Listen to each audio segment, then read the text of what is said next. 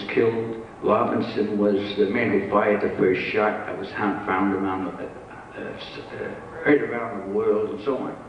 So sometimes by mere accident you find out these things.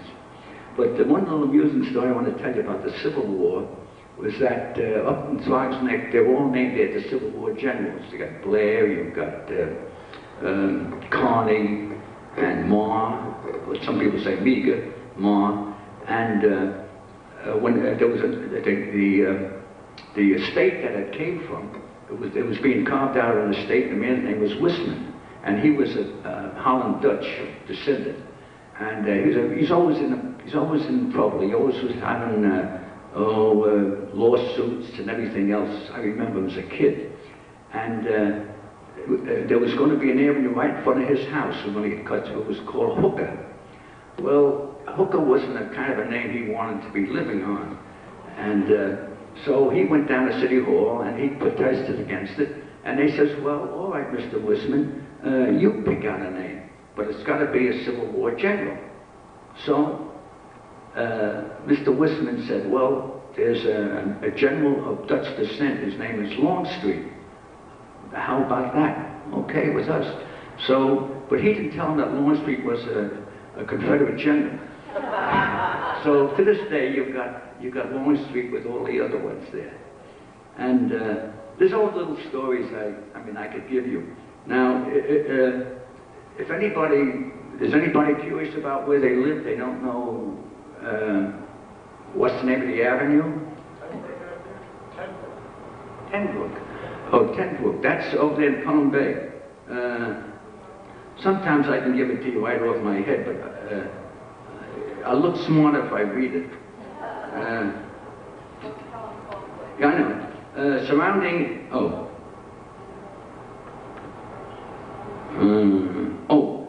Abraham Tenbrook, President of the Provincial Congress, surrounding avenues on the state governors, and some, Yates, Haring, and Woodhull, have been presidents of the Provincial Congress.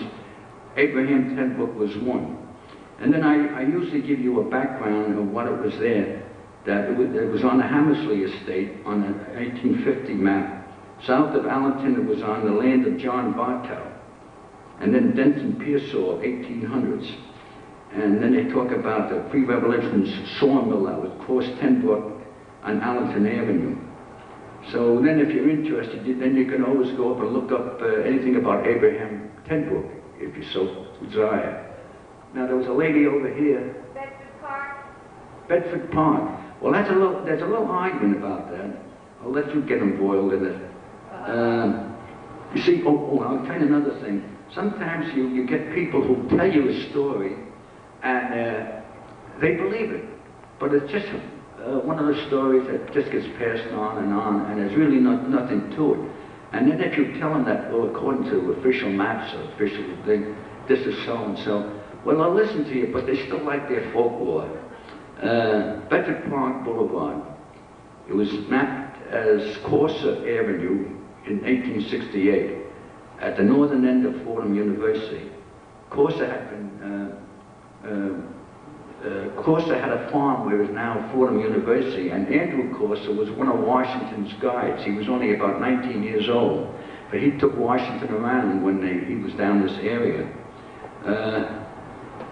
It also formed part of the extensive Leonard Jerome estates. It is conjectured, and the associate of his, Edward Thomas Bedford, is so honored.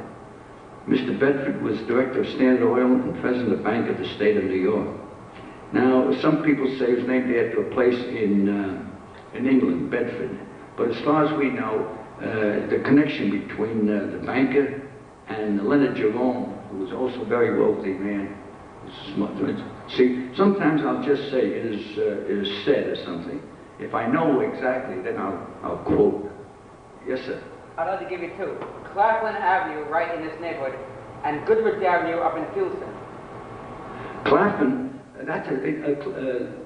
he was a Quaker, and his son was the first man to traverse South America from west to east over 100 years ago.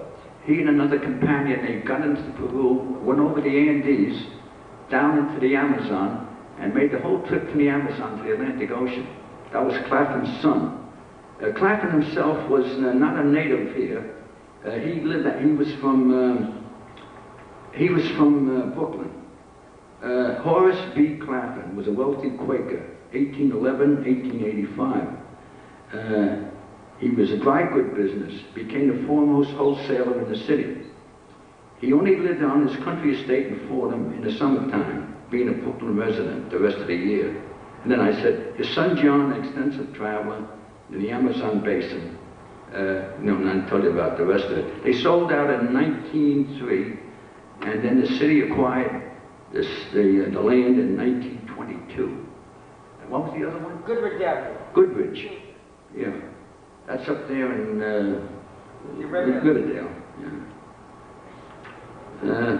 I don't have too much on each because you have to realize the extent of the book. Goodrich. This high-lying land was part of the Upper Cortland. Upper Cortland, that was the name was used during the Revolutionary War. The ridge of the Revolutionary days. The avenue was formerly called Alamo Avenue, but the name was changed in 1916 to honor a former resident and Arctic explorer, Dr. Frederick Grosvenor Goodrich, purchased the property in 1873 from the Delafield family. He accompanied the Peary expedition, 1897. So a lot of those names you keep quoting.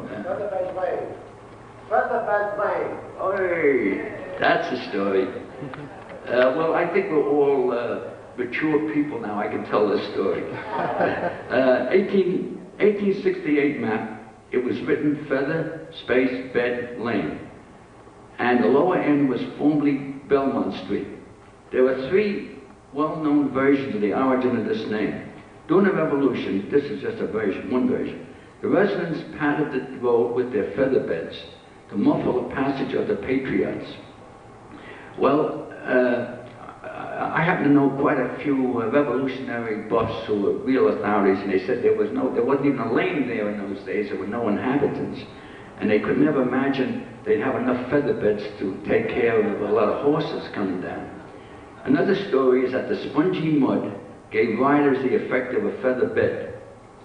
Still another tale is that the farmers found the road so rough they would use feather beds on their wagon seats to cushion themselves. Now, here's the fourth supposition, advanced by a native of Highbridgeville. When I was a kid, Yankee Stadium was just being built. And there was an old guy from Highbridge who he was the watchman there. And he used to send me down to a speakeasy with a can of beer, or for a can of beer. And I was known as Russian the Growler. And in return, he'd tell me old stories about Highbridge. And one day he asked me if I knew how Featherbed Lane got its name. And I said, no. He said, back in the 1840s, they were working on the Croton Aqueduct coming down, and they had these Irish gangs that used to work it from section to section. And they had to keep these gangs apart because some of them were from the south of Ireland, the Corkonians, and they didn't get along with the west of Ireland, and the Western Irish didn't get along with the East Irish, so they always had them in separate gangs. And then they would move them down section by section. Well, as they moved them down, they had a real little ragtag town following them. They had well, mostly farmers. The farmers used to bring their wagons out into the fields, and they used to sell hard cider, whiskey by the tin cup. And they weren't allowed to go on state property. So the laborers used to have to go off the property to get drunk. And so along with them, they had gamblers. It was like a real Wild West atmosphere. And they would keep shifting them down. Well, along with the gambling, they had the red light district. And the red light district had the enticing name of Featherbed Lane. See? So they finally went out of business back in the late 1840s when we got as far as Highbridge. And then most of these Irish immigrants, they sent for their families, and they gave quite a distinct Irish flavor to the town. In fact, this old man, this old watchman, he had such a brogue, I couldn't believe he was born in this country. And he used to say, He used to say, even if seagulls can scream in Gaelic down on a Harlem